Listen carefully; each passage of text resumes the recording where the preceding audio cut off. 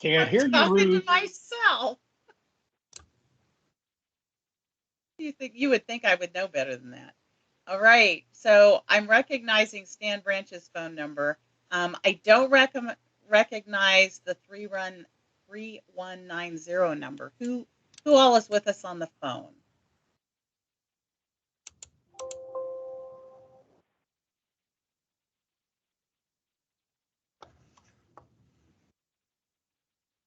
Leslie. Okay, great. Thing about this platform is you can join us using your audio on your computer or your audio on the phone. It's totally your choice.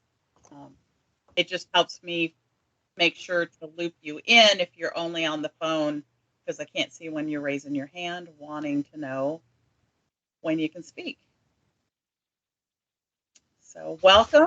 For those of you who don't know, I'm Ruth Nicholson, and I'm the facilitator for the Hanford Advisory. And what we want to do in the next hour and a half is give you an overview and some practical tools you can use to engage with the Hanford Advisory Board, so that we can make this experience good for you. Before I go over the agenda, I'm going to invite Steve Wigman to say something welcoming. Something welcoming. I'm thrilled that we have new members, and I'm thrilled that we have members that have been around for a while. I'm Steve Wigman. I'm the current chairman of the Hanford Advisory Board. I've been in this role for less than a year, and my learning curve is steeper than my toes can cling to. But it's a fascinating collection of people, collection of ideas, collection of values. And we want to create an environment where the agencies feel proud to come and talk to us about their successes and their challenges, and where all of our members feel welcome to participate and feel free to talk what they think, as long as it's respectful. And when I say respectful, I don't mean you can't be passionate about what you believe, but we'd really like to hear from you. And the more folks we hear from, the better our outcome is. Fundamentally, we give DOE advice on policy level issues that is actionable. My personal view, having been involved with the HAB as a contractor and as a Fed and as a consultant and now as a member, is that the great value of the HAB is ability to speak and be listened to. So please add your value. Thank you. All right, I'm going to give you 3 suggestions for engaging in this meeting and then tell you what we're going to do. The first is we are recording this meeting and making a transcript of it. We need to let you know that so that we don't run crosswise of Washington state law. 2, as is our habit, we keep track of who comes to meetings. That's a thing under the Federal Advisory Committee Act that we've got to do. So when you log in, please find the chat and type in your name and your seat, Do I have name to be and your plugged in affiliation. to get on Zoom too? So we can know who you are. We can actually spell your name right. That helps. And the third is I choreographed this to be sort of half information sharing and half time for you to either contribute ideas or ask questions. So we are not going to talk at you for 90 minutes. The idea is 3 15-minute chunks. So if you have a question, if you have something you want to add, maybe you're a member who's been around a while and you want to add your tip of how to make this work, let me know in the chat that you want to speak up, and I will keep track of that so that you have a chance to ask your question or make your comment. So the 3 parts today, we're going to start with an overview of the virtual tour of Hanford, so you have a place to learn about what is this place that we're working on. DOE is going to help us with that. they got 15 minutes because I want 15 minutes for you all to be able to ask questions and make comments. The second part is how Hanford cleanup is regulated and how that is reflected in the HAB committee structure. Ryan Miller from Ecology is going to help us with that. Why is it a TPA? Why is it 3 agencies and how that kind of fits together? Again, 15 minutes of information out and then time for you to ask questions and make comments. And then I'm batting cleanup, and I'm going to give you the Cliff Notes version of how to handle enough HAB process to survive this week's board meeting. Hopefully you all have received the notebooks that the facilitation staff mailed out. Okay, that's probably very fuzzy. Anyway, we sent them to everybody, new members, old members, everybody got them. And so you'll see some references to those for more in-depth information.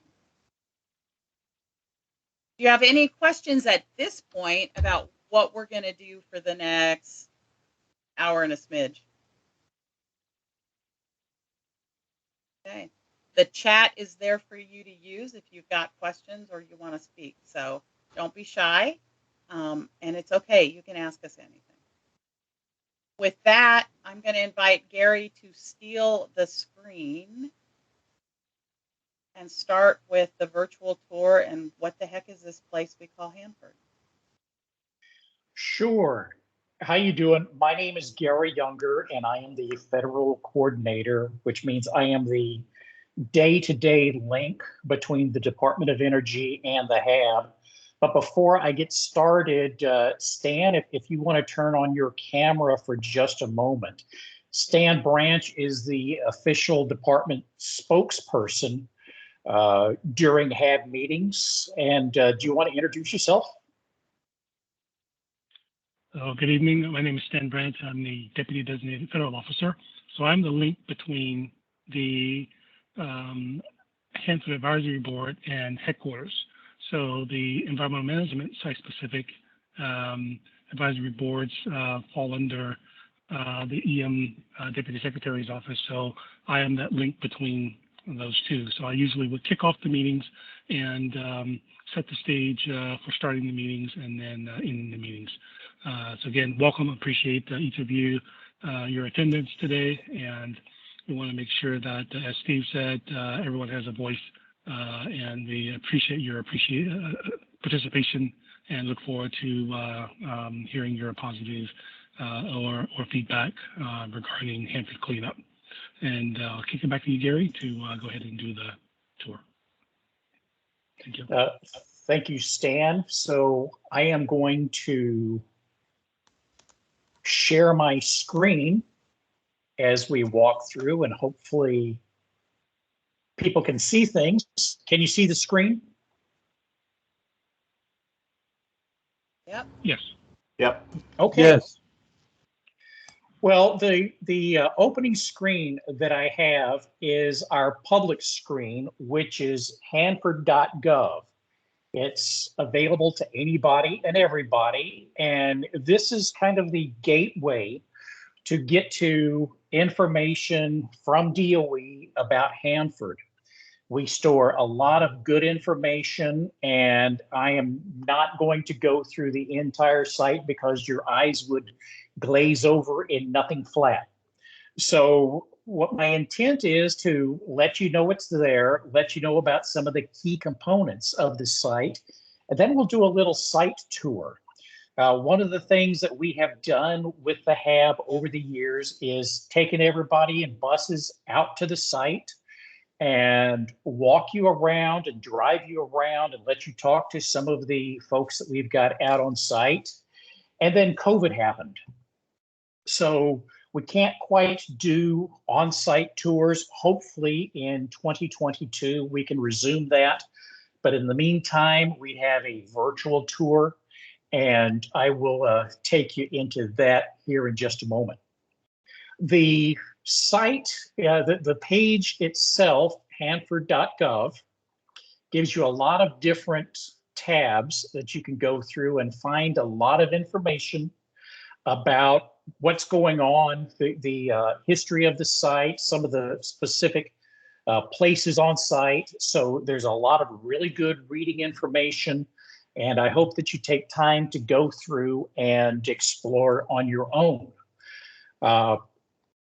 Information about some of our major contractors, some of the press releases and photo gallery. Outreach is a page that is going to be important to the HAB, because this is where we put a lot of the information for the HAB. And there is a tab here called Hanford Advisory Board. And I'm not going to get into that because I think that Ruth is going to be talking to you about that a little bit later. But Hanford site is a great place to get into a lot of stuff.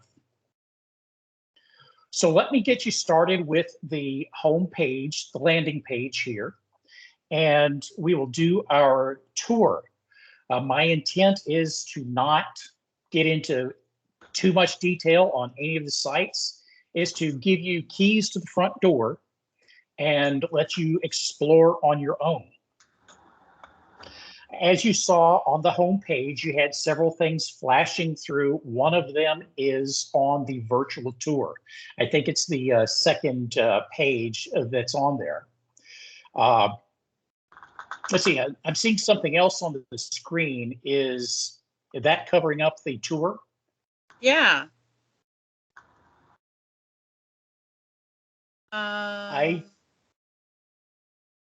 Okay, that went away, and now you're back.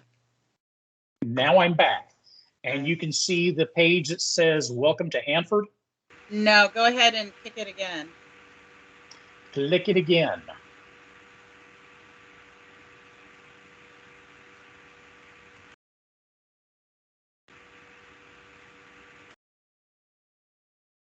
There we go. Welcome to Hanford.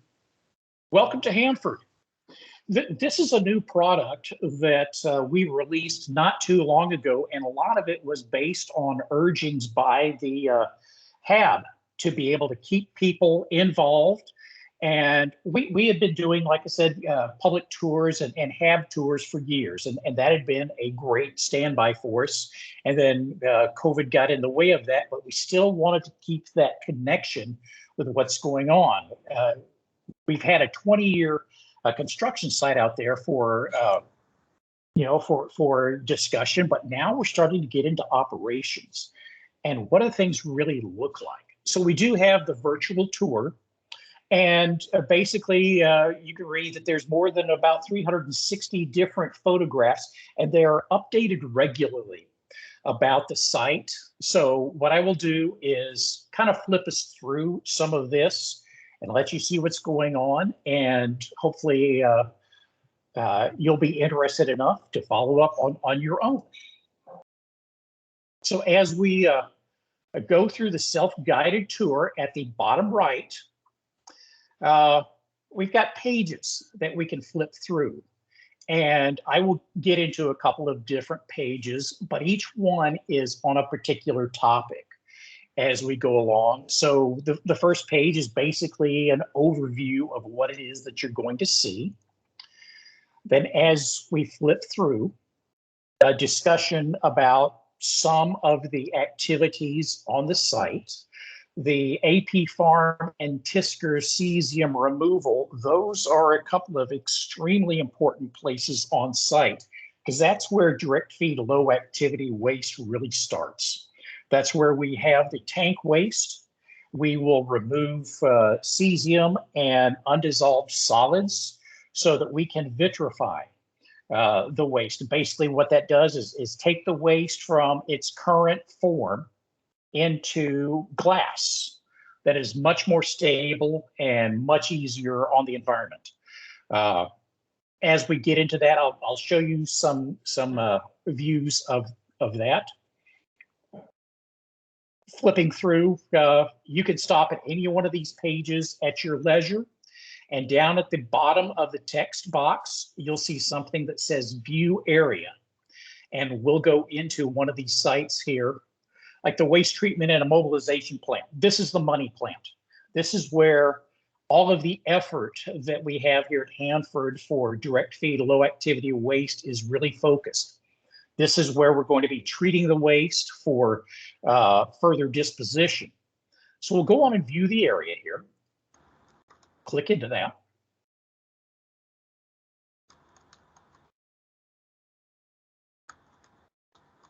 We'll X out.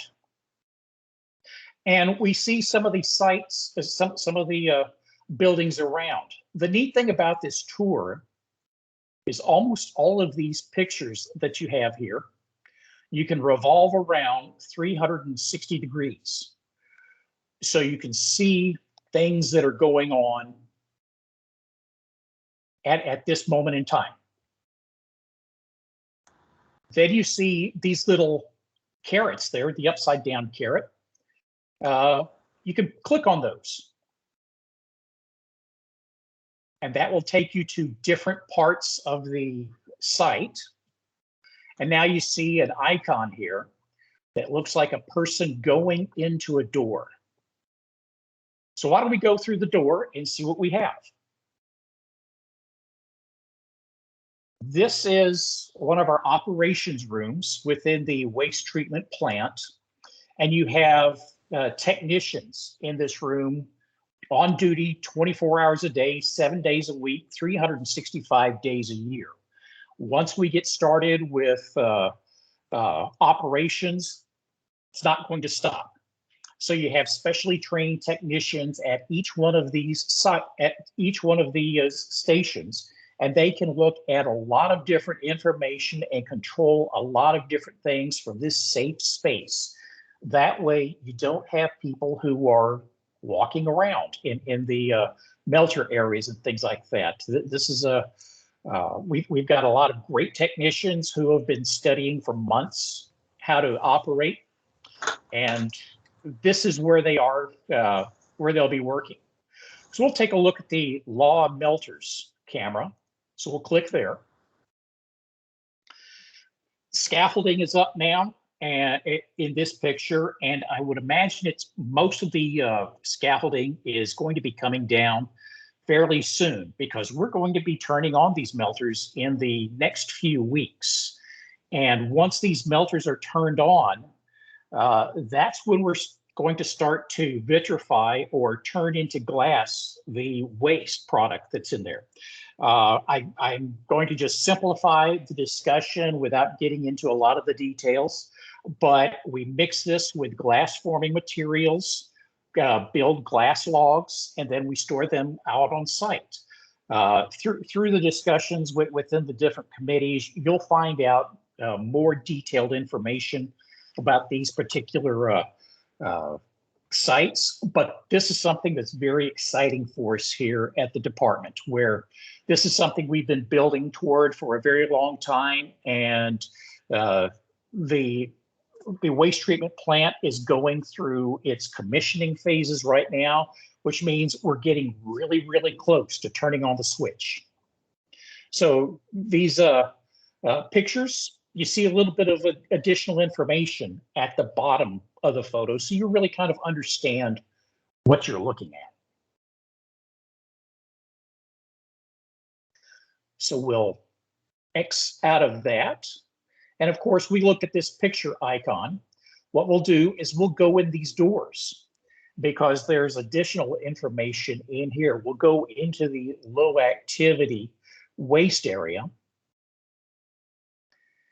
And this is a pour cave, P-O-U-R cave, not P-O-O-R-K.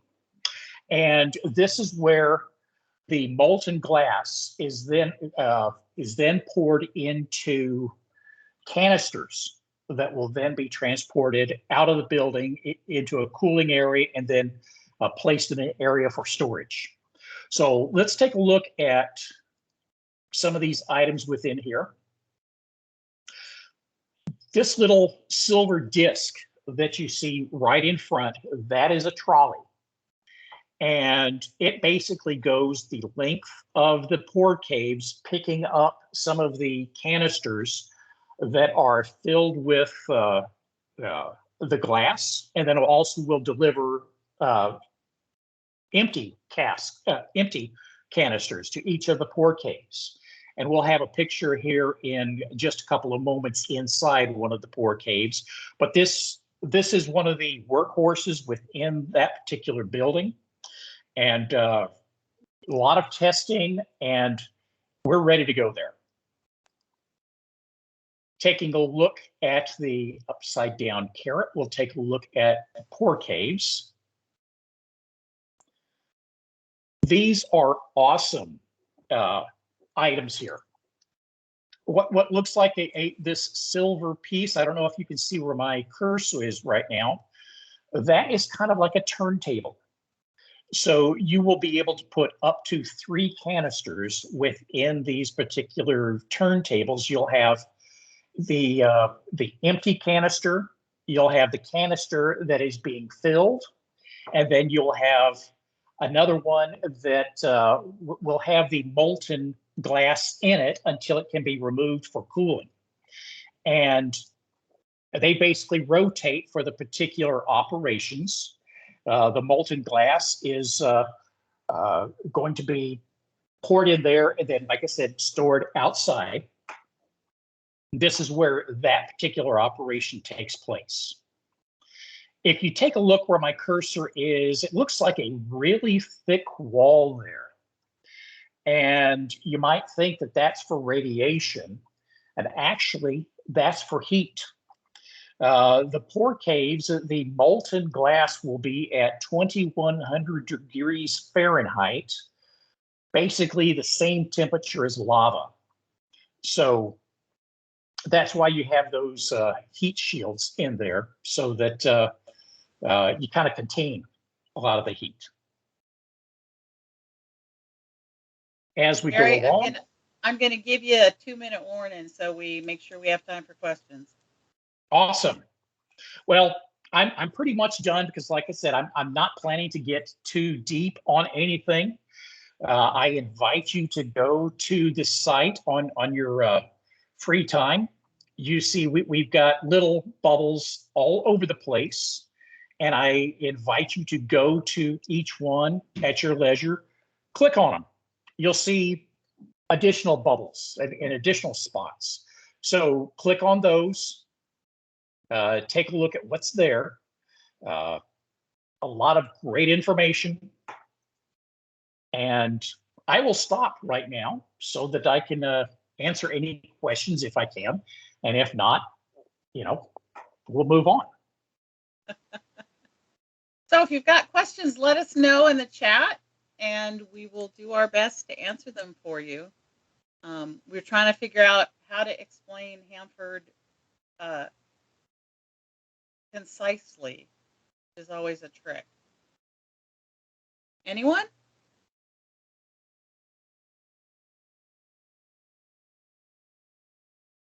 Ryan.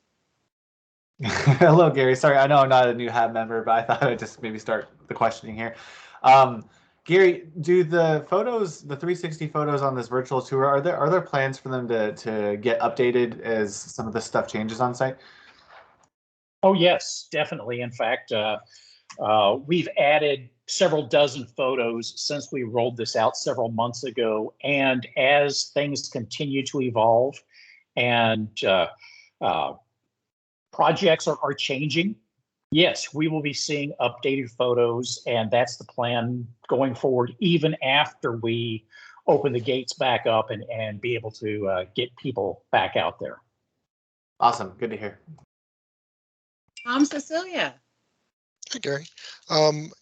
So you mentioned that the photos are updated and you're adding stuff. Is there a change log? So if we went and did the tour 4 months ago virtually, we can see what's changed and, what's new? Good question. I don't know. I will find out. That is a great question. It is updated to, the time that's on the screen. As far as something from 6 months ago, I don't know. Great question. Emmett. Let's get you off of mute so we can actually hear you. I'm sorry, forgive me. Gary, what are the production numbers and when is the target date to actually start? Well, that's kind of outside of the scope of what it was that I wanted to talk about for this. It was just to give people an overview of what's there. If you want to get into projects and things like that, I am not the person to ask about that. But hold on to that. And as we hit those during some of the meetings, hopefully we can get some of those answers for you. All right. So for those of you who are new, what's happening is Tom and Emmett have said either typed the letter Q or written the word Q in the chat. That's the clue that they want to jump in with a question. And feel free to do that as well. Vince. Make sure you got off the mute. Okay. Gary, if I was interested in groundwater plumes, could you just take a topic, could you show how I would approach that using the website? Is that a good question for this venue, or should we? Yeah, Vince, that is probably deeper than where we can go with that. This is primarily just. That's probably something that you'll find in the administrative record. Okay, so if a person had questions about that or the composite analysis or performance assessments, these topics, then you would go to the administrative record and type that in, and there's a search engine there? Yes. What my scope is today is just give people an overview of the site tour. Getting into technical information is outside of what I'm qualified to talk about. Okay, we'll cover that later then. Thank you. But it is available, and it's publicly available. Thank you. We are going to give you some emails, so when you have questions like that, you know where you can go to get answers. Other questions about the site tour?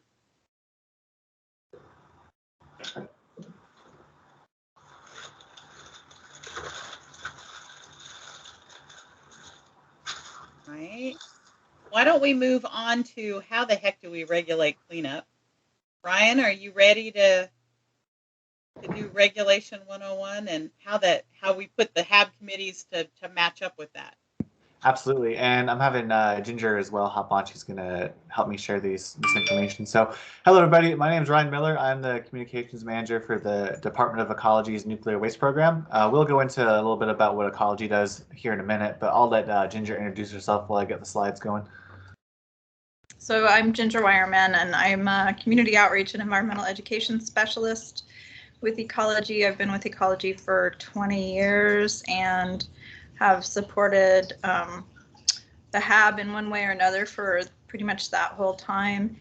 So pre-COVID, I do a lot of outreach. So if any of you have organizations that you're affiliated with, like Rotary groups or Seroptimist or anything, and you would like us to do a public speaking event, we can do that, and I can do it virtually. We just haven't found a lot of clubs that are doing that yet. But anyway, so go ahead and click to the next slide, sir. So basically, the tri-party agreement is how the cleanup is led at Hanford, and the tri-party agreement is between the Department of Ecology, representing the state of Washington, the US EPA, and the Department of Energy, of course. And oops, where'd it go? That was weird. And initially, there were 14 major milestones in 1989, and now there are 16 major milestones, but there have been many change packages. And the milestones are the dates when we hope to achieve, full cleanup of the river shore or full cleanup of the Central Plateau. And the Department of Ecology primarily oversees the Resource Conservation and Recovery Act portions of the cleanup, which is the hazardous and mixed waste part of the cleanup. And even though that's a federal law, the state is chartered with the enforcement of RCRA.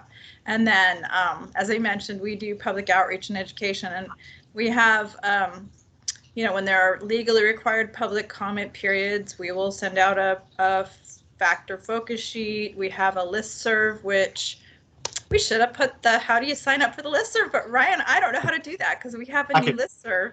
Yeah, So I can share that. So yeah, we're put on that in the chat. Yeah, I can put that in the chat. Yeah, we actually switched systems to a system called Gov Delivery. But for those who are interested in getting Hanford information sent by email, I could put that in the chat here in a minute. Yeah, so we do required public notices. Some for certain permitting, like the waste treatment plant, that's our permit, and we are the lead on the public information. So information that you receive will come directly from us, and then there are other things where DOE is the lead and it will come from them. We once in a blue moon have a joint TPA public involvement activity. And do we have another slide? I don't even remember what we did. We had just the closing slide, but I thought we could. I actually know we have Roberto on, and yeah, Roberto, if you want to hop on just for a quick second, you can maybe share just the high level kind of look at what EPA does as a regulator, the other regulator. Yeah. Hi, everyone. Just to introduce myself, my name is Roberto Armijo. I'm one of the remedial project managers for the Hanford site, and also the de facto public involvement representative for EPA. So I'd like to quickly share a slide that's a work in progress, if that's okay. Go for it. All right. Yeah, this is very high level. This is like a very high level draft, and it's still ongoing. So here's a little TPA cheat sheet that we're making for all the members. And in general, EPA's role with the TPA agreement and CERCLA is as a regulator, such as ecology, but we will focus more towards CERCLA, and that's including the 100, 200, 300, and 1100 area. And yeah, we work in conjunction with ecology when it comes to regulations and public involvement communications. Roberto, can you define CERCLA? Oh, yeah, the comprehensive environmental response cleanup. Oh, God, dang. Yeah, I can never. Yeah. There we go. Thanks, Ryan. Comes to the rescue. And that's what most of you know as Superfund. So we don't use Superfund around here, but it is, CERCLA is this what most people think of as CERCLA. Or vice versa. Yeah. Thanks so much, Ryan. Yeah, no problem. And I won't. This is great. I like this.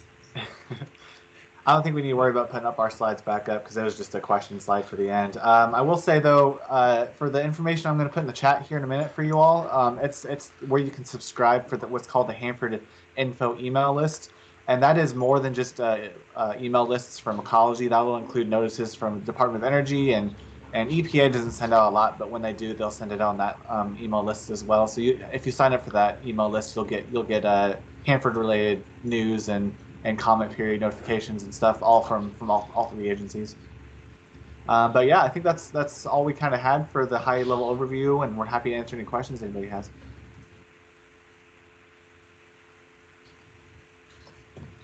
So what would folks like to know about how Hanford cleanup is regulated by not one, but two different regulators?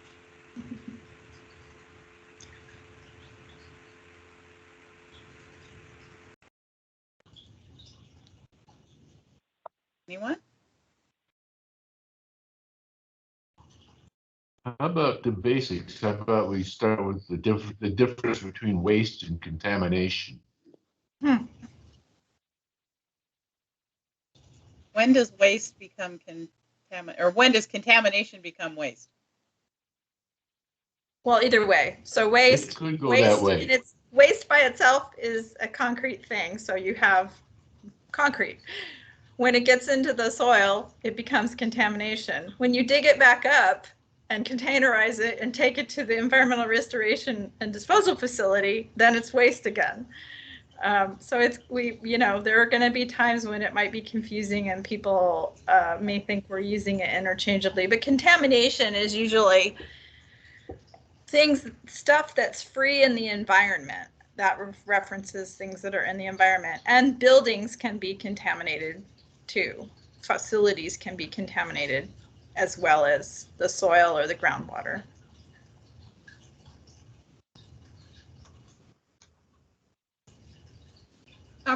Roberto, can you put your slide back up that had the 3 boxes? Slide.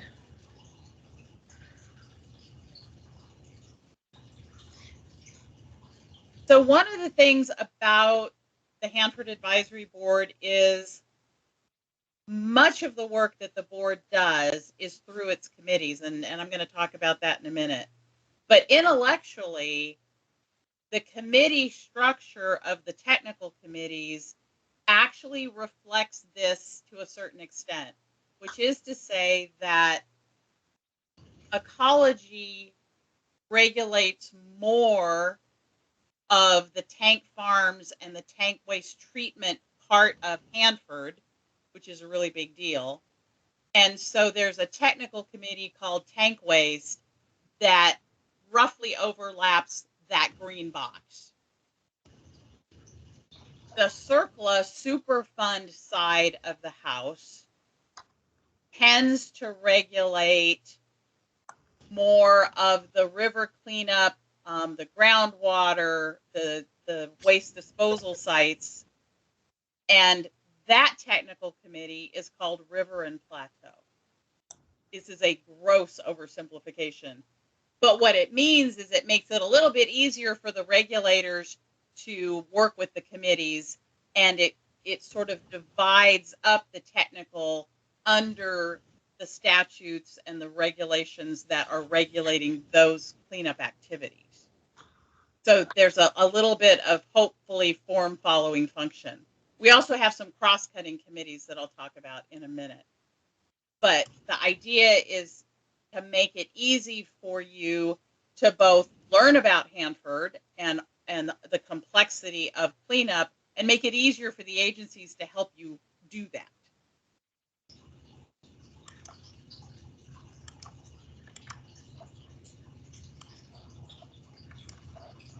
Other questions about the regulators, what they do, how they do it?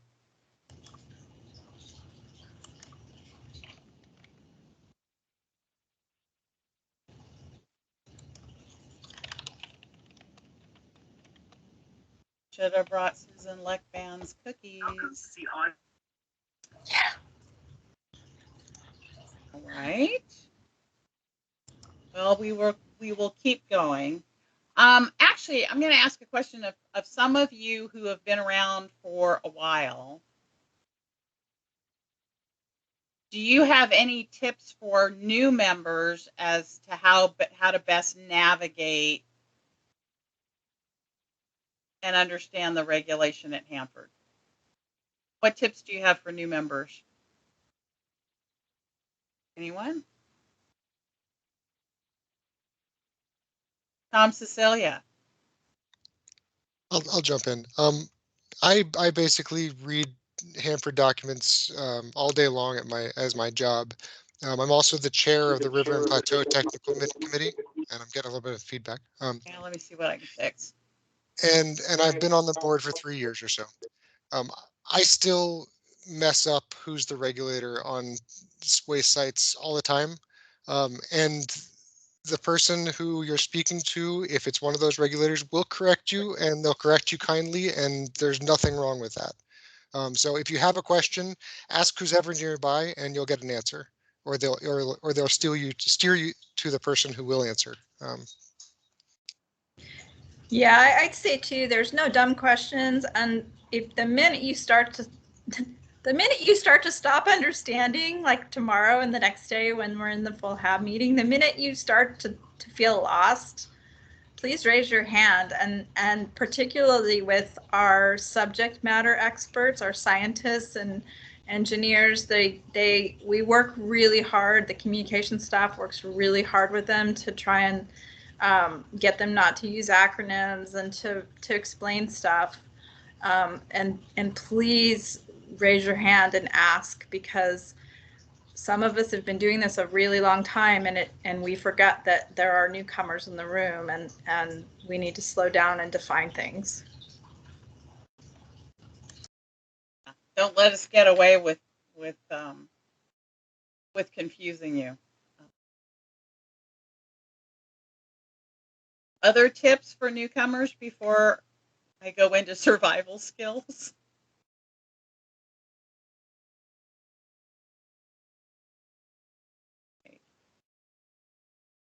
Why don't we talk just a little bit about the basic numbering of the areas, the 100, 200, 300, 400, 500, and then the total area of this 600, so people can kind of get a sense and be able to follow the process through the progression of the material as it went through the plants to become plutonium.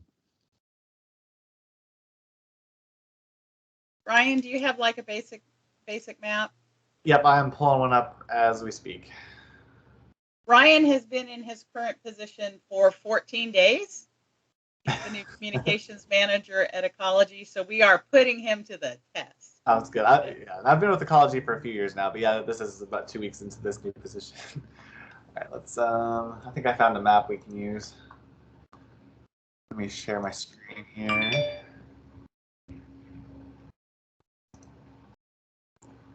All right, and I'll go ahead and zoom in a little bit as well.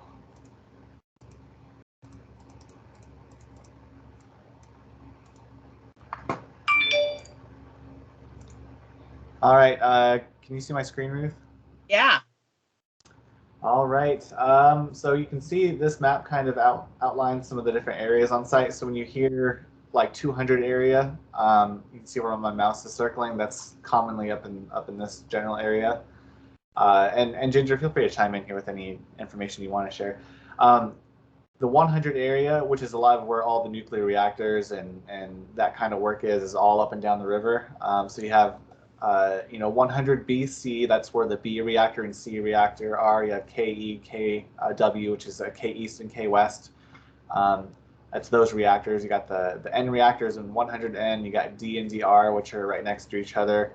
You have the H reactor, the F reactor. And down in the 300 area, this is where we've got some of the old, like there's the 324 building and a couple of those other older facilities and these are areas that are kind of right next to the Pacific Northwest National Laboratory campus, off of corner or edge of Richland, right near Washington State University Tri-Cities. Yep, and then 400 area. This is where I'm highlighting right now. This is where the fast flux test facility. Excuse me, I can't word today. And Ginger, I don't know. Do you want to kind of highlight? Do you have any information? Yeah. So the production, the reactors were all out here, and then stuff was trained into various production facilities, which you'll hear referenced as canyons, or like the plutonium finishing plant, and these were where the various chemical processes that made the plutonium were carried out. And then the 300 area is almost completely gone. I think the 324 building is one of the few buildings standing, but there used to be several hundreds of buildings there, and they were labs, and they did research and things down there. And then they don't refer to it ever, but I think the 1100 is the federal building. So, but most of the work happened out here and in the center of the site. Energy Northwest, of course, is on the Hanford property, but it's not part of Hanford, although the nuclear waste program does help regulate that. And then this is important, the environmental restoration and disposal facilities in central Hanford. And so when they talk about, sending stuff to ERDF, which is regulated by the EPA, this is what they're talking about. And the waste treatment plant is in this funny little jut out right here. And you can You can see the waste treatment plant from Highway 240 when you look to the right, and you can also see some of the big old processing buildings. And I don't know what kind of agenda. I mean, most of the river shore cleanup is complete, is considered complete. And I mentioned that most of the 300 area is gone, like they've demolished and carted away all the buildings. There's a lot of work that's been completed in the 20 years I've been here. And we used to say that there was 80 square miles of contaminated groundwater, and we've been doing pump and treat. Well, they've been doing pump and treat and have reduced the amount of contaminated groundwater down to 60 square miles. So, you know, you guys are working on things that still need to get done, but there are a lot of successful things that have been completed. Yep, and I know Gary went over the interactive map of Hanford, and Hanford.gov's got all sorts of good resources on the background and history of a lot of the facilities on site. Also, on a college's website, we have this one web page that's called the Hanford Overview page. I can link this in the chat too, but we have a story map where you can scroll through kind of a high-level history of Hanford. So it goes over, you know, the pre-Manhattan Project times up through the cleanup work.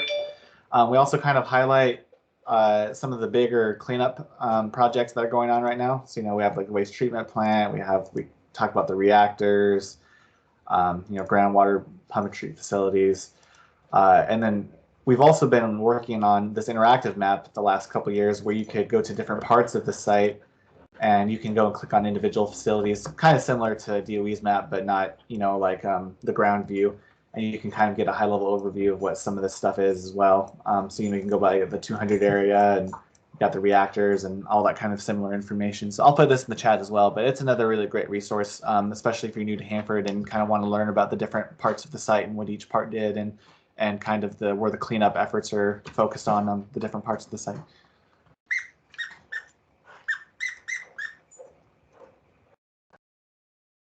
Part of the challenge is there are so many pieces to Hanford. It's one of the more challenging sites to get up to speed with if you are on one of the advisory boards, simply because the size and the complexity of learning it. So that's why, you know, asking questions, it's okay. It's a lot to assimilate just from a technical standpoint before you get into some of the policy stuff. Last questions on regulation and how that sets up. My staff is taking notes, so there will be notes. So all of these links, there'll be a place where you can find them and do some of your own searching out of information. The last piece I want to talk about is literally how the board works and how you can interact with it. Does it work? I'm not used to presenting my own stuff. This is going to be kind of weird. But anyway, I'm the process geek, so you're going to get the process geek stuff now. In your member notebook, there are a couple of things that are going to help you out at the beginning. Like I said, the board works, most of its work is done in committee before it comes to the full board. So in your member notebook, you're going to notice there are 10 tabs. The ones talking about how the process works with the HAB and the description of the HAB committees are under tabs 3 and 7. Right now, the process manual is in the process of being updated and revised. So what you have in there is actually the current version, but it's a little dated. When it is updated, we will send you a new copy. There's also a description of the HAB committees and their scopes of work. There's 6 HAB committees: budgets and contracts, health, safety, and environmental protection, public involvement and communications. Those 3 committees are our cross-cutting committees because budgets affects lots of things. Health and safety is across the site. Public involvement is across. So those are our cross-cutting committees intellectually. And then we have 2 technical committees, River and Plateau and Tank Waste. Remember, those roughly correlate with the things that ecology regulates in terms of tanks and that EPA regulates in terms of the river corridor. And then there's the Executive Issues Committee. The EIC is made up of the chairs and the vice chairs of all of those committees, plus the chair and the vice chair of the full board and the national liaison. So it's sort of the steering committee, if you will. 6 committees. Now, like I said, we do our work through committee. If you want to be involved at the outset, you can come to every meeting you want. You can come to the board meetings. You can come to every committee you want. That's typically a heavier lift than most people have time for. When we meet in person, which we haven't done for a while, you can select up to 2 committees to be a voting member, an official member, if you will. And you pick 2 of the top 4, budgets, health, safety, river and plateau, tanks. You can, everybody can also choose the public involvement committee. All you got to do is tell us that's what you want to do. However, you are welcome to become a non-voting member and attend any or all committee meetings. For the purposes of just letting people know when meetings and calls are, if you send an email to hab@eslind.net, we can put you on the notification lists for any and all committees you're interested in. And the reason we do that actually is so that you don't get an email for every single committee if you're only interested in a couple of them. So HAB@ESLIND is sort of the general HAB email. It comes to the facilitation team. You can change your membership. You can update your things anytime you want. So let us know what you want. And if you want to just sample everything for a while, that's fine. That's absolutely fine. So how do you participate in meetings? How do you do this? Tab 8, you're going to want to look at to survive Microsoft Teams. However, you're here, so you're already doing that. There is an actual how you do this document that Josh put together. He's our technical writer to how to actually navigate Microsoft Teams. We use Teams for full HAB meetings. We use them for our committee calls. We use them for committee meetings. Committee meetings and calls look a whole lot alike during COVID. We use them for issue manager team meetings and calls. And I'm going to explain issue manager teams in a minute. We can share documents on the Teams platform. We can have ad hoc conversations. So each committee, each issue manager team, and the full HAB all have places in Microsoft Teams where you can share ideas, share documents, ask questions.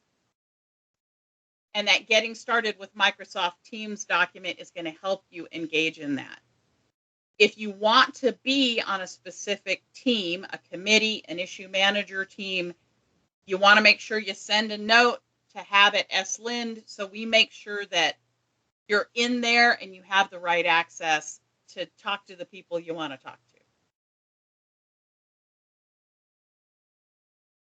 So the way we set things up, you're actually going to get 2 notices of any meeting or call. And the reason is we send out a calendar invitation that shows up looking like an email.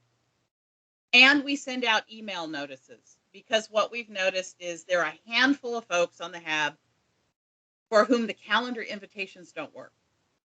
And I'll tell you right now, I am not enough of a technology geek to explain why that is. So you will probably get 2 notices for things. One's a calendar invite, one's an email. When you get those things, I want you to look at four pieces, 4 important things. The date and the time of the meeting. We put all our times in the Pacific time zone, even though there are people who work with us who live in other time zones, including people back at DOE headquarters. Every meeting has a purpose. If there's not a good purpose for the meeting, we shouldn't be having it. We will attach agendas, meeting minutes, working documents to those calendar invitations and those emails. So you should be able to pull up the agenda and see what we're going to talk about. One of the quirks of Microsoft Teams is each meeting, each call has its own login link.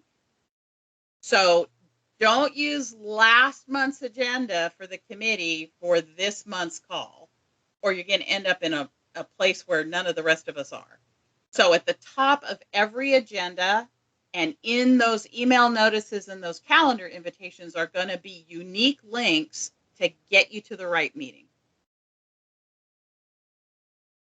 One of the things we're going to do tomorrow is look at the annual HAB work plan for fiscal year 2022. Normally, we would have adopted it a little sooner, but we had some administrative stuff to get through this fall, and it got delayed. The calendar is color-coded. The full board meetings are in red. Those are usually set dates. We know those dates. We plan for those dates. When we get to meet in person again, we'll actually have places to meet for those dates. Committee calls, committee meetings are different colors. They're blue and green. Those are placeholders, and we confirm those depending on the workload of those committees and what's needed. So they're not hardwired until the executive committee meets and people say, no, we need a February meeting, we need a March meeting. And then we send out those calendar invitations and those email notices, and they become real.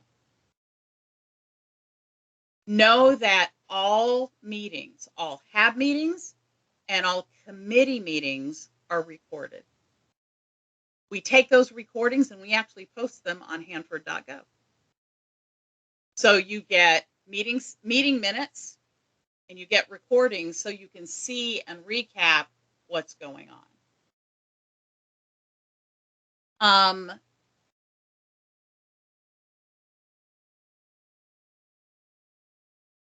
Okay, I'm going to show you 3 things on Hanford.gov. There's a lot more out there, but I want to give you kind of the Cliff Notes version.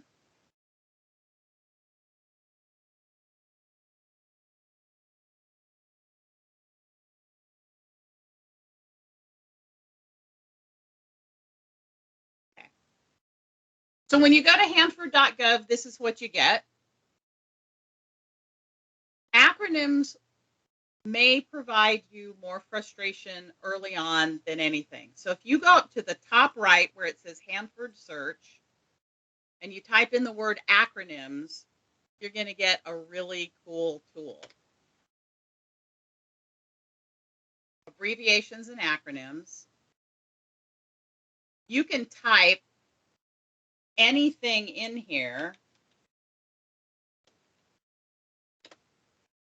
and it's going to give you the translation of that acronym. So FFTF actually has more than one definition. So you hear the Fast Flux Test Facility. It's one of the older reactors on site. If you use ERDF, ERDF, this is one of the disposal facilities. This is one of the burial grounds. So if something you don't know, you type it in, it's gonna help you figure out what those acronyms are. There's also an acronym list in the member notebook we sent you. It's not as complete as this, but I actually have this open on my computer for every meeting I facilitate, even though I've been working with Hanford since the early 1990s. I use this all the time. The second thing I want to show you, where's my demo? If you go up here to outreach, lots of options. You've heard people talk about the administrative record. There are people on the HAB who read this thing on a weekly basis. But if you go down here to public involvement opportunities, it's going to take you to a place where you can find out about a lot of the things going on related to public at Hanford. The thing that we use a lot is if you scroll all the way down, you're going to see different comment periods that are open. The last entry is the public involvement calendar. This is sort of a one-stop shop. And at least every quarter, and sometimes more often, the staff will update this as to what's been completed, what events are coming up, which comment periods, really small. I'll make this a little. And it'll give you a sense of what's going on the site. The back side of it has upcoming dates. And one of the tables I really, really love because it makes it simple about which statute regulates what and public meetings and comment periods. So this is sort of the snapshot of what Ryan was talking about with RCRA and CERCLA and the tri-party agreement and kind of how it all fits together. So the public involvement opportunities page has an awful lot of information. The one I want to leave you with is if we go back to outreach, and you heard Gary say this, and you go down to Hanford Advisory Board, this one's going to tell you an awful lot about where the HAB came from and how we're doing our stuff now. The board governance documents are things like the charter, the operating ground rules, and those sorts of resources. Members, liaisons, and staff, think lists of committee members. Here are all the committees, the full board membership. These are just names. We do not post your phone number or your email on the website. That's private, that's internal to us. But you can see who's on the board, who are the primary members, who are the alternate members, who do they represent.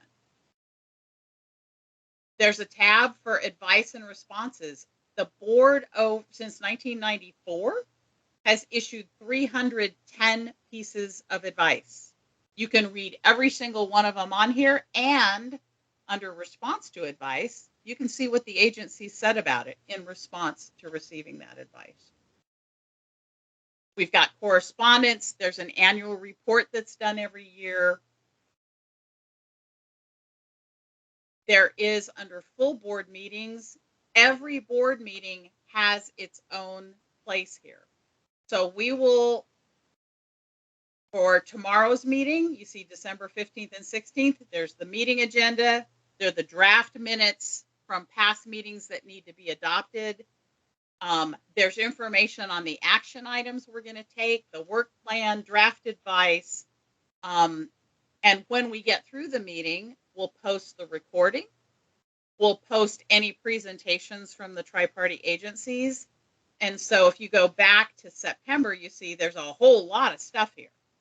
There are committee reports, there are presentations, there's the recording. The recordings sometimes come in parts because they're kind of big from a technology standpoint. So you can go back to 2001, 2021. You can go back a number of years and say, you know, what did the board do in this month at this meeting? The same holds for committee meeting information. You can pick your committee. I'm going to pick on River and Plateau.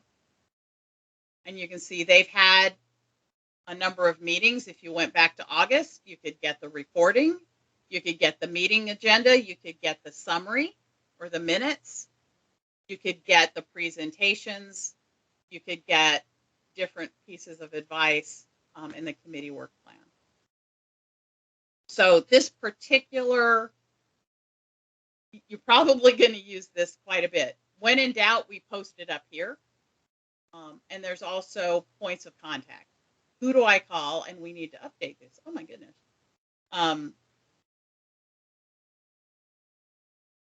But how to get hold of the tri-party agencies, how to get hold of the facilitation team. I work for a company called Street Legal. The rest of the facilitation team actually works for RC Engineering in Richland. So they have a physical office in Richland. This is that contact information, and we have a physical library of HAB files, HAB correspondence, a variety of reports and other things. And you are welcome to visit and check it out. So I'm going to go back.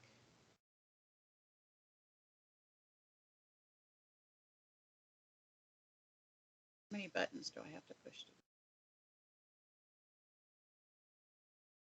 Okay. I'm going to start from the beginning.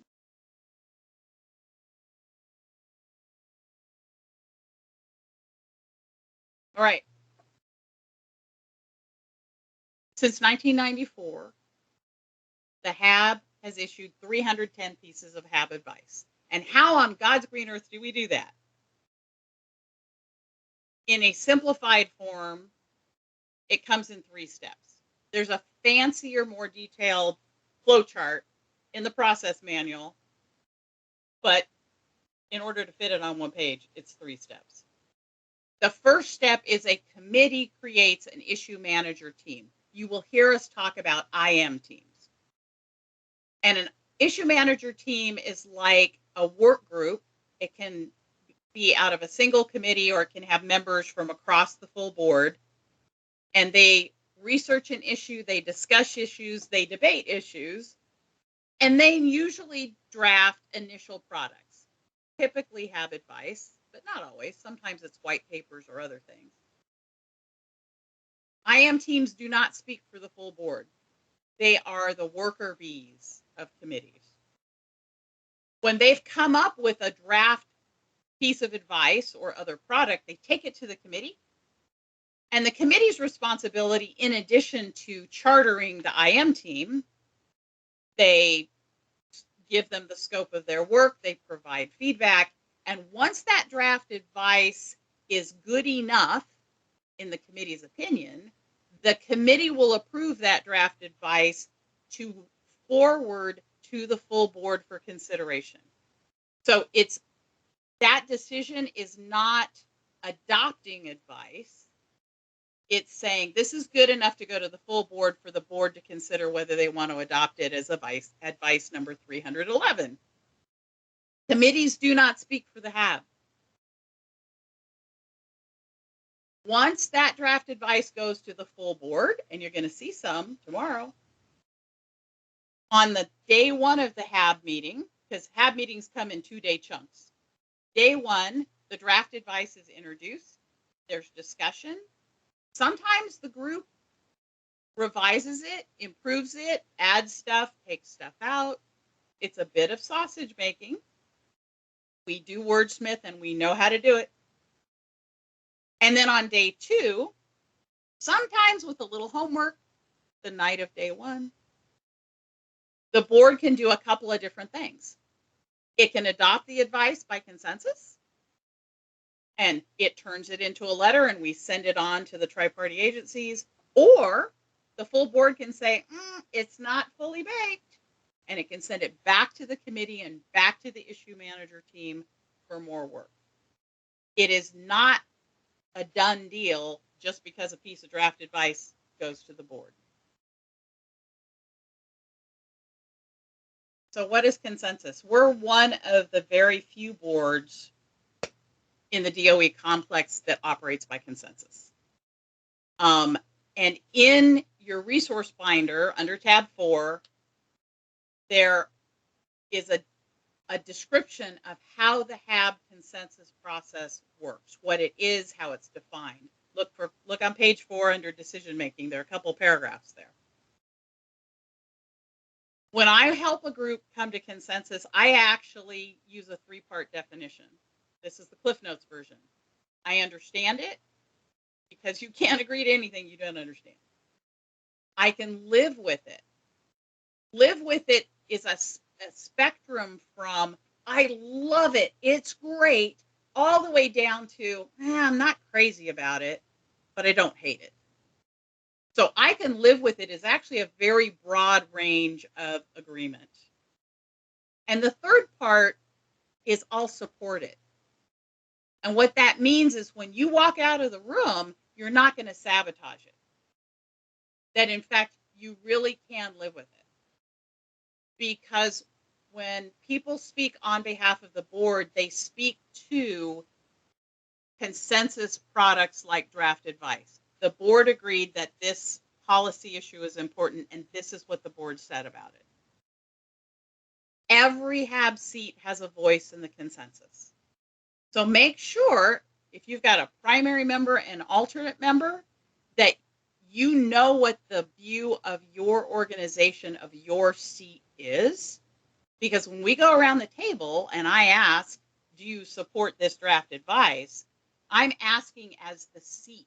I'm not asking as individuals, primary and alternates. So it'll be less frustrating for you if you and your alternate, you and your primary know what you think about a draft product. So what if there's not agreement? That happens. There are about 4 things that can happen when there's not agreement in the room. The board can send the draft advice back to the committee and the issue manager team and say, keep working on that. We can revise draft advice on the end of day 1 of a board meeting and reconsider it on day 2. That happens kind of a lot.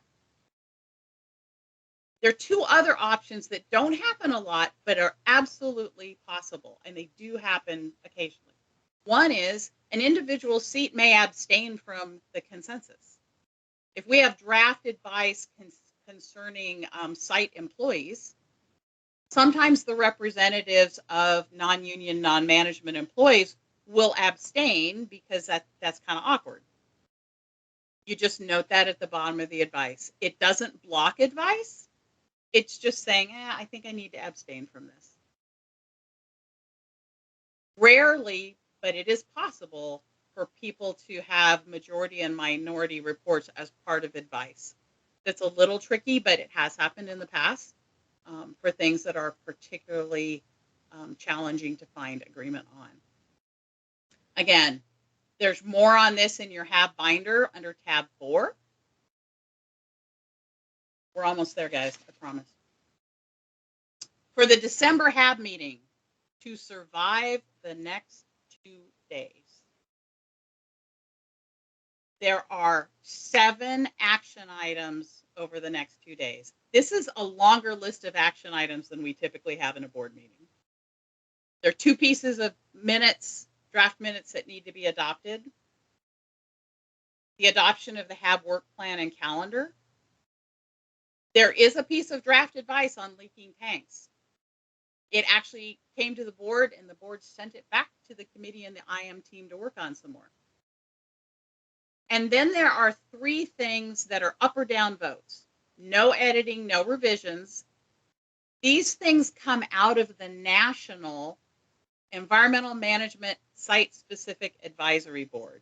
That is a mouthful, right? We call it the EMSSAB. The HAB is actually one of 8 committees of the EMSSAB.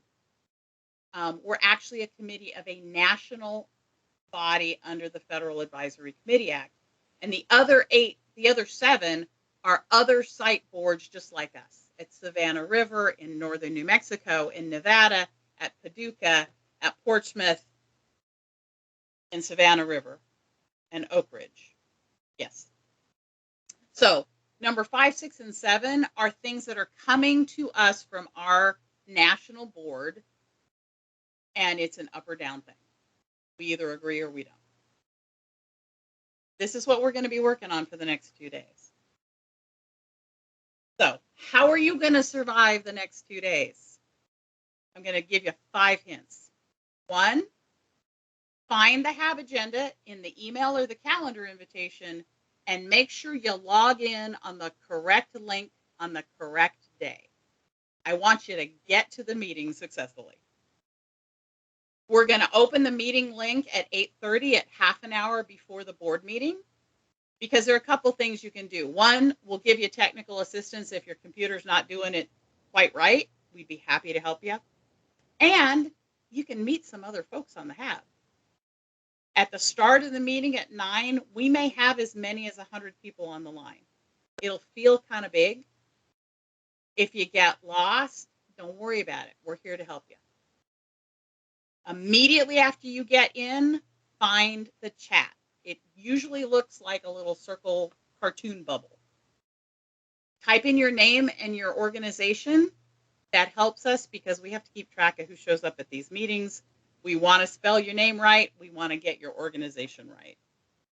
But once you've found chat, that's your lifeline for asking questions and asking for help and raising your hand to speak. Because online meetings move slower than in-person meetings. Because if we all talk at the same time, we can't hear each other. When you want to speak, let us know in the chat and I will put you in the queue. The other thing is, I have this power to mute everybody in a meeting. But I cannot unmute you. Only you can unmute yourself. So when you find the little speaker button in Microsoft Teams, you can unmute yourself. If you call in on the phone, press *6 and that will unmute you. If there's a lot of background noise, occasionally I'm just going to say I'm going to mute everybody and we'll start over. Only you can unmute yourself. So last thing. Who do I call for help? During the meeting, use chat to ask for help because we're monitoring that the most of anything. The facilitation team, particularly me, I cannot guarantee response to emails or texts during meetings. Monitoring that plus the meeting takes second priority. I won't pick up phone calls during the meeting. There are people who try to call me during meetings. I don't pick up the phone during meetings. We've got 36 seats on the HAB. That means we have 68 primary and alternate people on the board, which is why emails, texts, and phone calls are kind of second priority. That's why chat matters. That's going to get our attention. That's going to help get you help. And that's all in addition to the 2 federal agencies and 2 state agencies, staff and contractors that are involved in board meetings.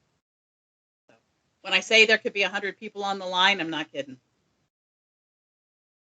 If you need an email and you need to go that route, Gary Younger is our HAB coordinator for DOE. That's his email. And the facilitation email, hab@eslin. All of the facilitation team has access to that email. So it's the fastest way to get one of our attention because there are 3 of us looking at it. Josh and I are the primaries. We also have Olivia who works part-time with us and actually keeps us organized. That's more talking than I normally do. What questions do you have about the process nerd stuff? Anyone? Is there a plan to return to in-person meetings? There is great hope of returning to in-person meetings. There are a number of things that have to happen to make that a reality. So Gary Younger, are you still on with us? Can you speak to that? Sure, I'll be happy to tackle that because nobody wants an in-person meeting more than me. I've seen a lot of people in 2D over the past couple of years, and frankly, I'd like to see people in 3D. The short answer is that to return to in-person meetings will be conditions-based. And what I mean by that is that COVID has a part to play in everything that we've been doing for the past couple of years and for the foreseeable future. just when we think things are going to start to loosen up, who knows what Omicron is going to do for us and what's after Omicron. So I can't put a date on anything. It'll be the 20 minutes after heck if I know. But it's something that we're planning for, and I can't wait to put a date on there so I can see people's smiling face.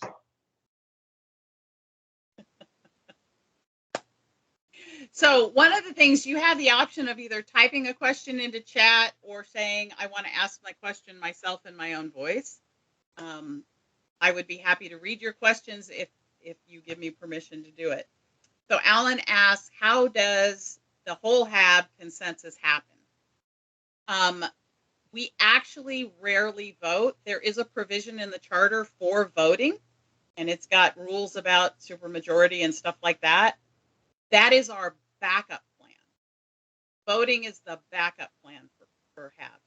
So it is, we'll go around the room and we will ask each seat to say, can you support this or not? Which means that any seat can actually block consensus.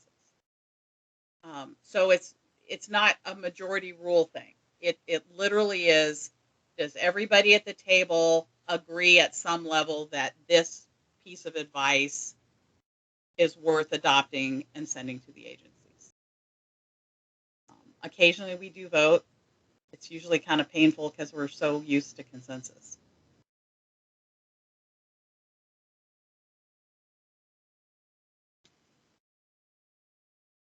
Are there other questions, or should I jump off the deep end and ask our returning members, if you had to share with new members the one thing that either surprised you or that helps you the most work with the HAB, what would it be?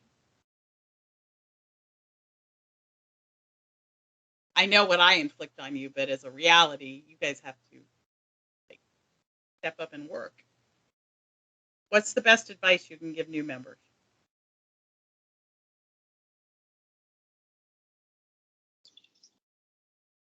This is Steve. I have a thought.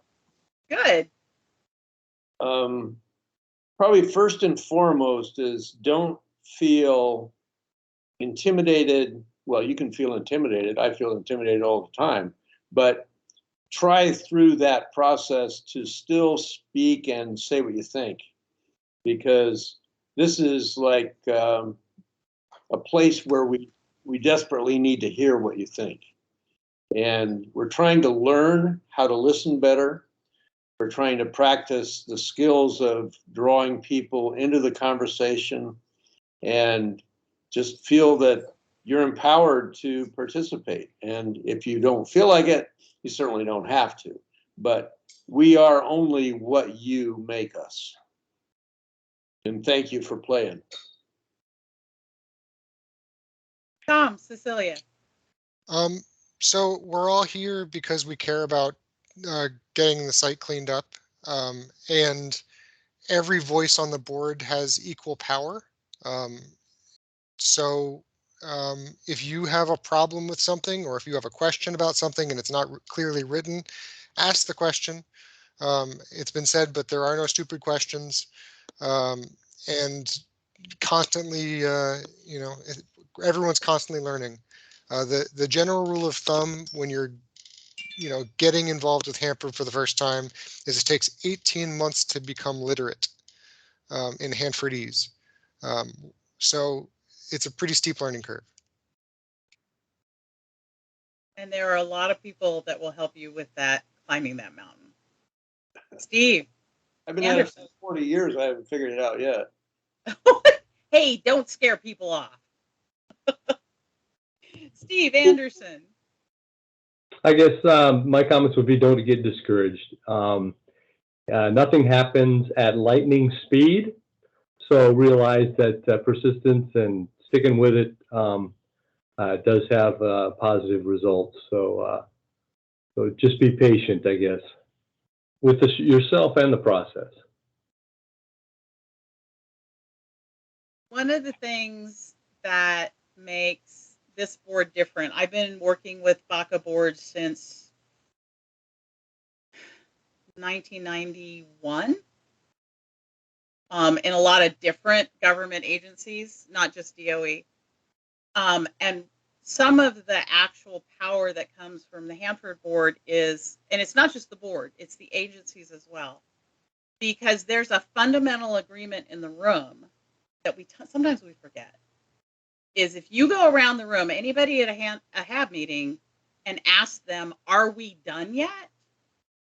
Can we just sit on our laurels? Nobody in the room thinks we're done yet.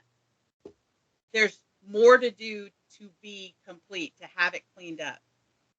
And there'll be a lot of debates about what to do first and how much does it cost and how fast will it happen and who will do it. A lot of debates about the how. But there is this agreement that we're not done yet.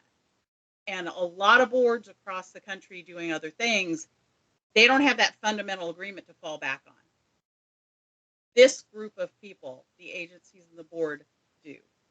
There's not anybody that says, it's good enough, it's cleaned up enough. And there's power in that agreement that gets you through some of the tough times, as corny as that sounds.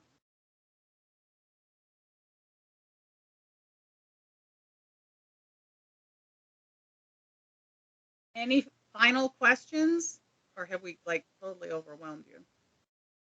Jeff, we're right. Hi, everybody.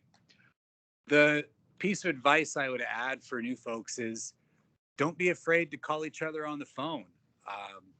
I really enjoy when I get phone calls from other HAB members, either to ask me what I think about something or to tell me what they think about something. I think, almost always results in a good conversation, good sharing of perspectives, and it's, for me, one of the more fun parts about the board, especially right now when we can't talk in the hallway to one another. And I ought to do it more myself, but yeah, let's talk on the phone some more. In your binder, you have a hard copy of the membership list of the HAB, and it does have emails and phone numbers. We do not send that out electronically because that's your private information. So you have it for the HAB, but it's not something we're going to post where the world can find it. But you can use that to call Jeff or anybody else you want to call. Dan Strom. Let's get you off of mute. There you go. Yeah, I'm sorry, it wouldn't work well. I would like to ask that we try to avoid what happened to me, which was I got appointed to the HAB by somebody that my email had never heard of, and it wound up in spam. And I didn't find out until after the December meeting, I think it was 2019, that I was on the HAB. So if there's some way you can warn potential appointees that they're going to get an email from somebody they've never heard of at DOE headquarters, and then they can find out. So I missed all this in last year, or last time we had the go around, and so that would be one suggestion. And I would like to add that, Ruth, you just knocked it out of the park with your talk about how it works. I wish I had heard that right at the very beginning. So thank you. You're welcome. Welcome.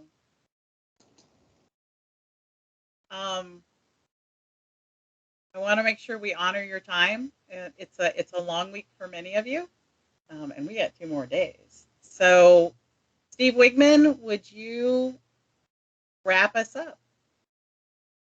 Sure. I think you'll all find that there's probably not very many things you can get involved in that's more interesting or more challenging than being involved with the HAB. You're going to deal with personalities and ideas and